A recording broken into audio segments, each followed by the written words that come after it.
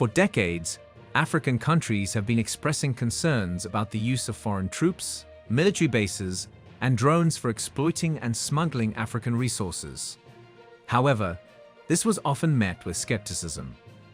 How could renowned organizations like the UN and Western countries be involved in such shady activities? Well, recent events have shed light on the truth. In the Democratic Republic of Congo, villagers caught a drone just as it was about to take off. While these drones are usually unmanned and controlled from military bases, they have internal space capable of carrying weapons and other undisclosed items. Upon inspecting the captured drone, villagers allegedly discovered guns, parachutes, gold, and a precious element that will be revealed in this video. This incident has exposed the exploitation taking place, even if the UN troops are officially present as peacekeepers. It becomes clear that they have been involved in resource theft from the beginning. So what else was hidden inside the UN drone? And how did Congo respond to this revelation? Earlier reports had already indicated that UN peacekeeping missions were engaged in illegal activities in Africa. According to a UN report later disclosed by Reuters, peacekeepers were found to have provided armed escorts to gold smugglers. They were also implicated in supplying food to illegal gold smugglers in eastern Congo. While the report explicitly stated that peacekeepers did not directly exchange weapons for gold, it acknowledged their involvement in illicit activities. Furthermore, human rights groups later accused UN peacekeepers of trafficking arms in exchange for gold with the very militia they were supposed to disarm. These allegations emerged during their deployment in the eastern mining town of Mongwalu in late 2005. These revelations have shattered the trust placed in the UN peacekeeping missions and underscore the need for accountability and transparency in international operations. An internal UN report, based on investigations, confirmed that peacekeepers provided transportation, meals, and security for a group of smugglers during their visits to Mongwalu in November and December 2005. These smugglers obtained a significant amount of raw gold without government authorization. The report did not specify the compensation received by the UN peacekeepers for their assistance.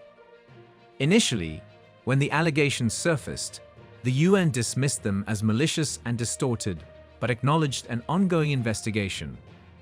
Human Rights Watch, a New York-based organization that initially raised the accusations, criticized the report for not thoroughly investigating the collaboration and highlighting the involvement of senior Congolese army officers. Anna Venberg, a Congo researcher for HRW, described the situation as a collective profiting mafia-like organization. The report did not mention a letter circulated by two former members of the Front of Nationalists and Integrationists, a militia responsible for killing 9 UN peacekeepers in 2005.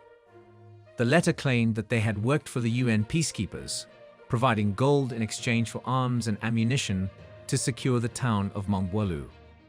These findings put the reputation of the UN's 177,000-member peacekeeping mission at risk. The mission played a crucial role in guiding the Central African nation through landmark elections after the war between 1998 and 2003, but it has faced recurring scandals. Subsequently, the mission announced an investigation into separate allegations that UN peacekeepers traded food and military intelligence with Rand and Hutu rebels in exchange for gold. Historically, the responsibility for punishing peacekeepers involved in misconduct has fallen on the troop-contributing nations, with severe penalties being infrequent. One case involved a military court in Bangladesh convicting 3 of the nation's UN soldiers for using excessive force, resulting in the deaths of 2 detained Congolese individuals and the beating of several others. In early 2005, 2 soldiers were sentenced to 89 days in prison, while the third received a 60-day sentence. Following this, Human Rights Watch wrote a letter to the UN, requesting a thorough investigation. The organization expressed disappointment with the report's limited conclusions, lack of transparency, slow investigation progress, and the absence of concrete accountability measures. Human Rights Watch pointed out that the report's claim of only one peacekeeper being involved in illegal activities contradicted their own findings in 2005. Their earlier investigations had revealed a network involving Congolese army officers, Kenyan traders, and UN peacekeepers smuggling millions of dollars worth of gold from Turkey. They were surprised by the report's conclusion that only one peacekeeper was implicated. Additionally, the UN investigation dismissed allegations of weapons trading between UN peacekeepers and the nationalist and integrationist Front militia. However, statements from senior commanders of the militia confirmed receiving weapons and ammunition from UN peacekeepers in 2005. These alleged abuses by UN peacekeepers in a region marred by war crimes and crimes against humanity are extremely serious. The involvement of UN peacekeepers in gold trading and potential provision of arms to militia groups directly contribute to the violence they are meant to prevent. The prolonged investigation process and lack of action raise concerns about how the UN investigates itself, especially when allegations involve peacekeepers from India and Bangladesh, as well as reports of sexual exploitation. Human Rights Watch emphasized the need for more than just an investigation into the Democratic Republic of Congo (DRC) mission. They called for a complete overhaul of the United Nations internal oversight system. Conducting an investigation was seen as insufficient. The UN should have taken action based on the investigation's results to prevent similar problems from recurring. It raises an important question. What if UN peacekeeping missions were involved in similar activities in a European country? Would they have been hidden, and would the investigation have been dismissed as absurd? This highlights the double standard and sends a clear message that the UN troops weren't acting individually to steal and smuggle gold or provide weapons to militias in exchange for gold. Instead, the UN itself was involved. In African countries, where their actions are closely monitored, it becomes impossible for UN troops to act independently. BBC programs highlighted the incomplete investigation conducted by the UN's internal oversight arm regarding UN peacekeepers allegedly engaged in gold and weapons smuggling in the Eastern Democratic Republic of Congo. The allegations against certain UN peacekeepers were serious, but they were left unattended, causing damage to the United Nations' reputation. Information from Human Rights Watch, supported by BBC investigations, suggested that significant allegations of illegal behavior by UN peacekeepers in Congo were disregarded, downplayed, or set aside with minimal accountability for acknowledged crimes. Human Rights Watch praised the UN's commitment to transparency and accountability. However, they pointed out that the Office of Internal Oversight Services, OIOS, disregarded new information that confirmed weapons charges. While Pakistani authorities claimed exoneration, OIOS discovered one officer involved in illegal gold trading and others obstructing the investigation. Similar concerns arose with allegations against Indian peacekeepers in North Kivu, Congo. In a February 2008 assessment, OIOS listed 44 allegations and recommended further investigation. However, at a senior level, OIOS only pursued one allegation, condensing the preliminary report into a 4-page memo. The memo acknowledged evidence of gold purchase and unlawful detention, but dismissed other serious charges. This raised doubts about the thoroughness of the investigation. External reviews conducted in 2007 highlighted structural issues within OIOS, suggesting a significant need for change. The toxic management environment and lack of accountability jeopardized the reputation of the DRC mission and peacekeepers worldwide. It is crucial to be aware of these issues surrounding UN peacekeeping missions in Congo. To understand the extent of exploitation in the Congo, we need to look back at the United Nations operation called UNMAND, which began in 1960. It was the UN's first major venture into peacekeeping, with significant military capabilities, making it one of their largest missions. However, behind the scenes, it was also one of the most profitable missions, with reports suggesting that tons of gold was stolen from Congo. Previous incidents have shown that the exploitation carried out by UN missions is rarely properly recorded or investigated. This raises countless possibilities regarding what UN missions may have done in Congo. The internal conditions in Congo may have been manipulated to pave the way for a UN peacekeeping mission. In reality, it could have been a mission focused on smuggling gold, engaging in various shady activities to steal and smuggle the precious metal. After gaining independence from Belgium in June 1960, Congo descended into chaos. Belgium intervened, claiming it was to restore order and protect Belgian nationals.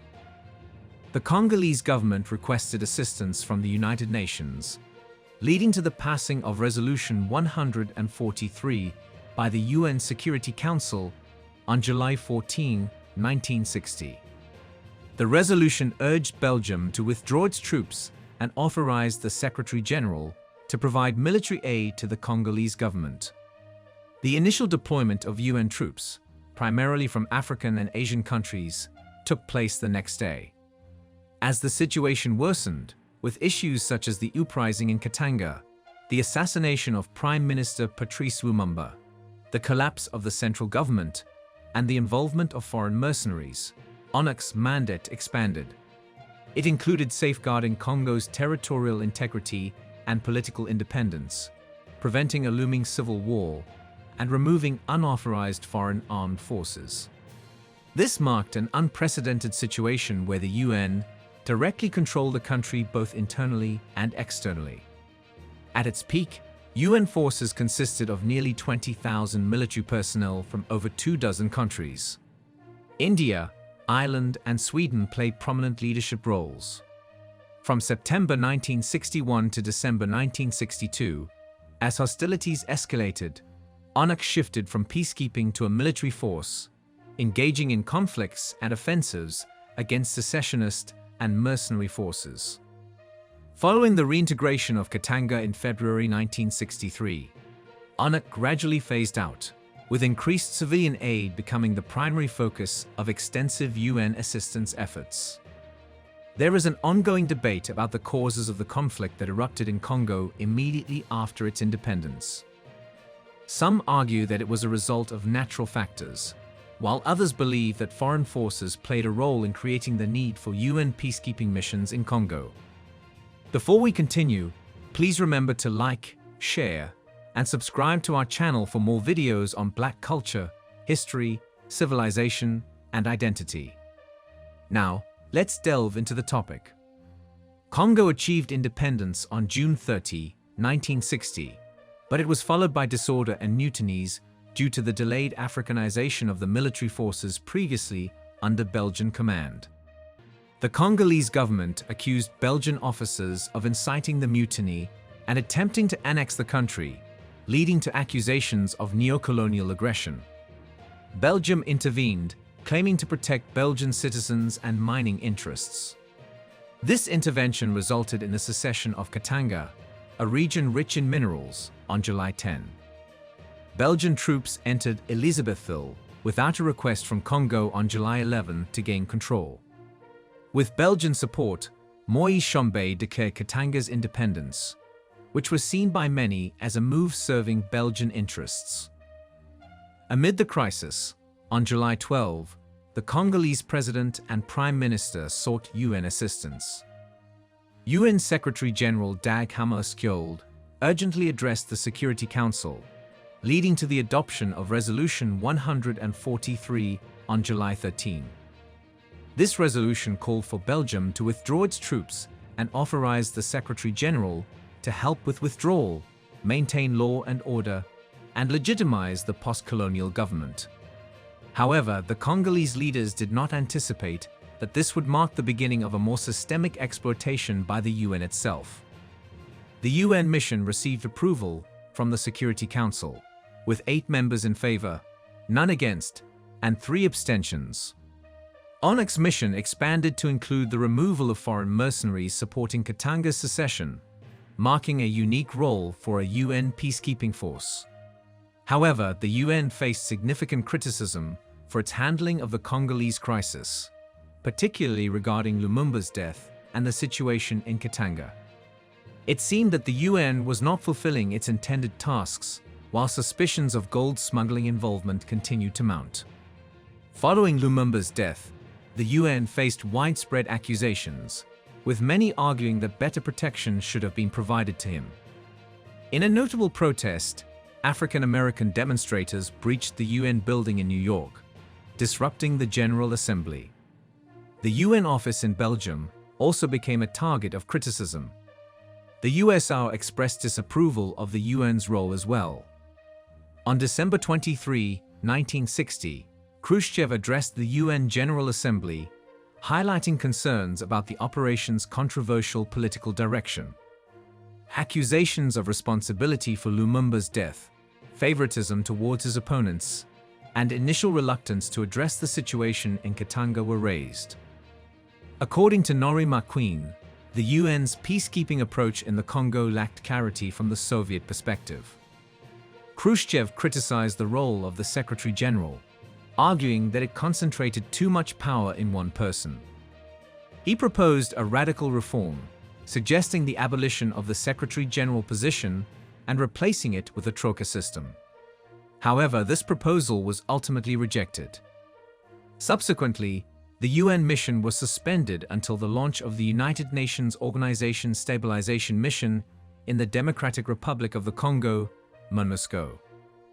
MONUSCO was established by the UN Security Council through Resolutions 1279 and 1291.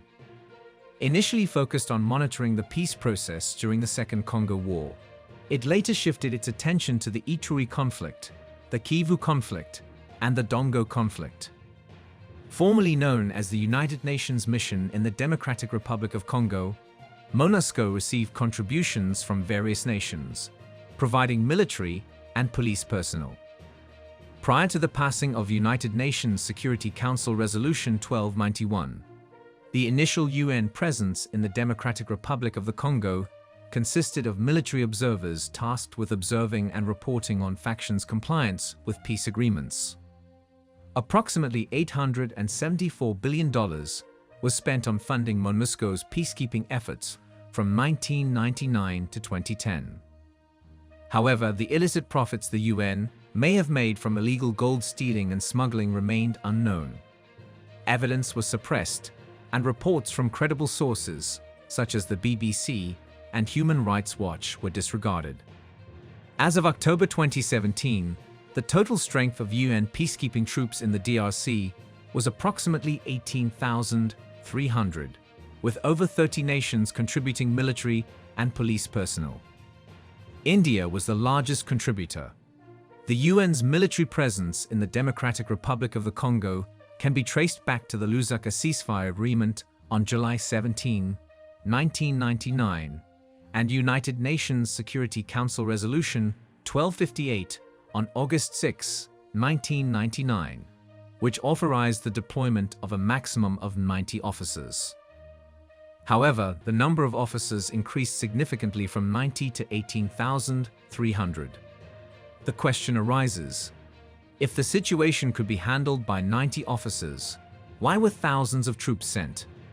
And more importantly, why did they fail to end the violence? The answer is quite predictable. On February 24, 2000, United Nations Security Council Resolution 1291 authorized the deployment of a maximum of 5,537 military personnel in the DRC, including 500 military observers. Major General Mountaga Diallo from Senegal was appointed as MONUSCO's military force commander on April 4, 2000.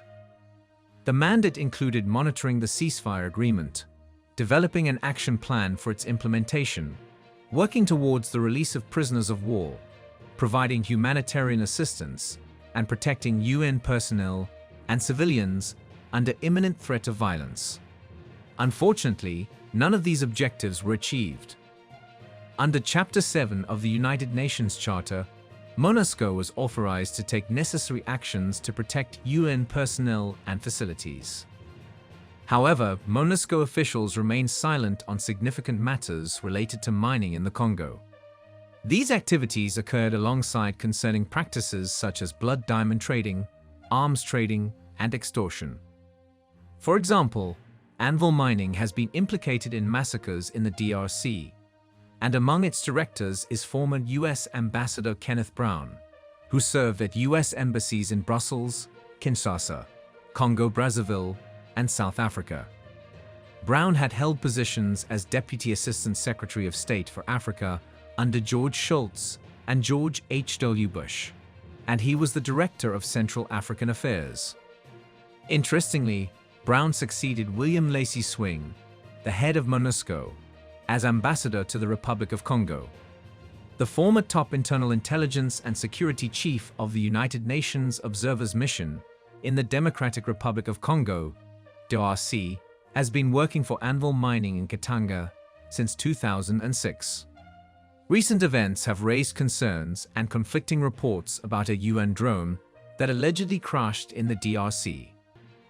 Some suggest that the drone was carrying gold, guns, and diamonds, while others argue it was on a humanitarian aid mission. The UN has not released an official statement regarding the incident, but it is widely believed that the drone was operated by the UN peacekeeping mission in the DRC, known as MONUSCO, which has been present in the country since 1999, assisting in stabilization efforts after years of civil war. The crash occurred in the eastern province of North Kivu, an area known for various armed groups. The responsibility for the crash is yet to be determined. The alleged presence of gold and guns on the drone has raised concerns about the UN's role in the DRC, with critics accusing the organization of participating in the country's mineral trade, which is often associated with violence and corruption. The UN strongly denies these allegations, emphasizing that its mission in the DRC is solely focused on peacebuilding and humanitarian assistance. The drone crash is expected to complicate the UN's efforts in the DRC and may lead to questions about its use of drones in peacekeeping operations. There have been claims that the drone was carrying over 900 pounds of pure gold, as well as diamonds, guns, and parachutes. In response, President Felix Tshisekedi of the DRC has directed his government to expedite the withdrawal of MONUSCO, with the aim of starting the process by the end of this year. The decision to hasten the withdrawal follows criticism of MONUSCO's efficacy in protecting civilians from violence and addressing rebellions and armed conflicts. President Tshisekedi expressed dissatisfaction with the peacekeeping missions deployed over the past 25 years during his address to the UN General Assembly. He directed the government to engage in discussions with US authorities to expedite the withdrawal of MONUSCO, moving the timeline from December 2024 to December 2023. This announcement comes after deadly protests and crackdowns on demonstrations in the DRC, where citizens had expected the UN to protect them when the government failed to do so. The UN's inability to prevent or adequately respond to attacks over the years has disillusioned many people. President Tshisekedi's decision aligns with the extension of the mandate of a regional military force deployed by the East African Community to suppress violence in eastern DRC. President Tshisekedi aims to expedite the departure of the world's second-largest UN peacekeeping force from the country, citing its failure to address conflicts in the eastern region. He urged the country to take control of its destiny and proposed advancing the start of the peacekeeping mission's accelerated retreat to alleviate tensions in the region. It is a matter of personal opinion whether other African countries should also consider expelling UN peacekeeping missions. There are perspectives suggesting that the UN is being used as a tool by the West to exploit African resources and transport them to Europe. It would be valuable to hear your thoughts on whether the DRC did the right thing by expelling UN troops, or if more should be done to address the situation and hold the UN accountable.